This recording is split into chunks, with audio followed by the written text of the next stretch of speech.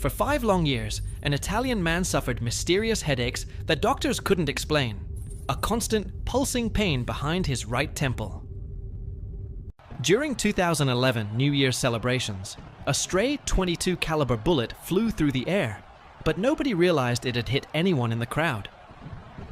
The bullet entered through his temple, miraculously missed his eye and brain by millimeters, and settled silently in his nasal sinus cavity. For 5 years, the bullet sat undetected in his sinus. He worked, slept, and lived normally, aside from that persistent, unexplained headache. Finally visiting a doctor in 2016, X-rays showed a strange shadow in his sinus. But before further tests, something incredible happened.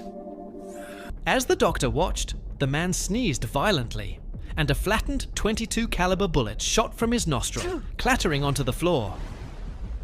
The flattened bullet lay on the floor, his 5-year mystery solved instantly. His headache vanished, replaced by utter disbelief and medical astonishment. Medically, this was nearly impossible. The bullet avoided infection, didn't migrate, and the body tolerated it for years until a sneeze provided escape.